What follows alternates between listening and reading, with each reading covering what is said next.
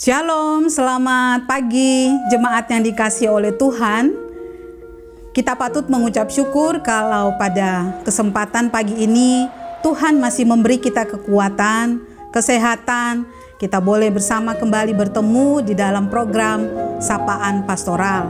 Mari Bapak Ibu, saudara-saudari jemaat, saya ajak kita berdoa sebelum kita membaca firman Tuhan. Kami datang mengucap syukur kepadamu ya Tuhan, karena kebaikan Tuhan dalam kehidupan kami boleh terus terpelihara dan kami boleh merasakan cinta kasih penyertaan Tuhan yang begitu cermat di dalam kehidupan tiap-tiap kami. Tuhan, kiranya Engkau memberkati untuk kesempatan waktu ini ketika kami membaca dan merenungkan firman Tuhan sebagai bekal untuk kami berkegiatan sepanjang hari ini. Allah Roh Kudus menolong kami untuk dapat mengerti dan memahami firman Tuhan yang kami baca, terlebih untuk melakukannya dalam kehidupan kami. Di dalam nama Tuhan Yesus kami berdoa. Amin. Bapak Ibu, saudara-saudari jemaat yang dikasihi oleh Tuhan, akhir-akhir ini mungkin di antara kita mengikuti dengan cermat bagaimana perkembangan pandemi global COVID-19. Nah, beberapa waktu lalu di antara kita mungkin tahu ada kasus kriminal yang sempat ditangani oleh kepolisian karena ada sebuah perbuatan yang dinyatakan termasuk dalam hoax ya. Jadi ini ada orang yang melakukan atau mengucapkan perkataan yang tidak benar.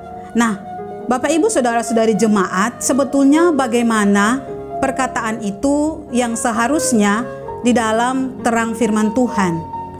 Mari bersama-sama saya mengajak untuk kita membuka firman Tuhan di dalam surat Kolose pasal yang keempat ayat yang ke-6. Kolose 4 ayat yang ke-6, firman Tuhan berbunyi demikian.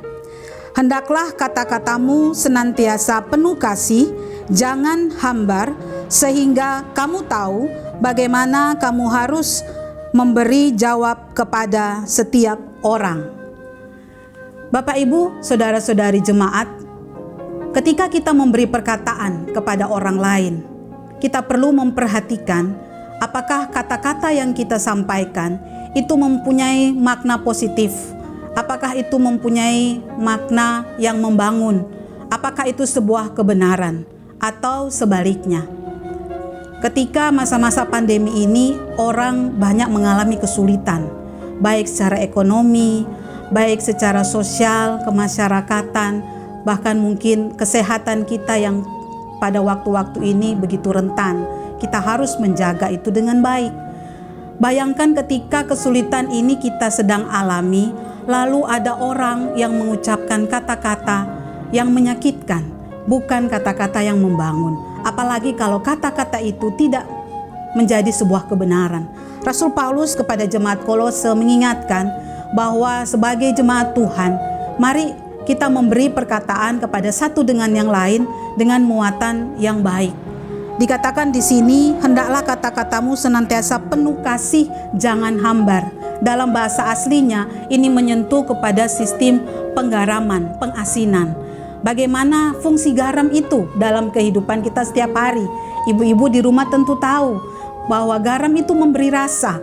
Kalau makanan kita tidak ada garam, pasti rasanya hambar. Demikian juga dengan kita, kata-kata kita. Mari kita saling memberikan penguatan satu dengan yang lain. Mari kita memberikan kata-kata yang membangun, yang menghibur.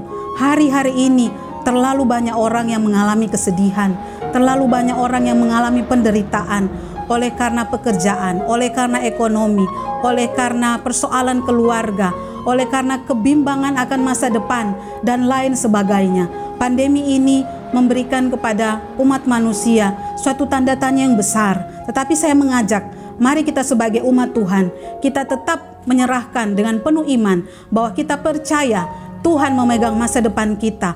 Oleh karena itu, biarlah iman yang teguh ini kita sampaikan, kita bagikan dengan kata-kata yang membangun, yaitu di dalam kasih Tuhan. Jangan kita menyakiti satu dengan yang lain. Jangan juga kita memberi kata-kata yang hambar dalam artian hanya sebuah pujian yang omong kosong atau yang munafik. Tuhan tidak menginginkan itu. Kita lakukan perkataan kita lakukan penyampaian kata-kata kita dari hati yang tulus. Kiranya Tuhan menolong kita untuk hari ini kita boleh berkata-kata dan menjadikan perkataan kita itu berkat bagi orang lain. Amin. Mari kita berdoa.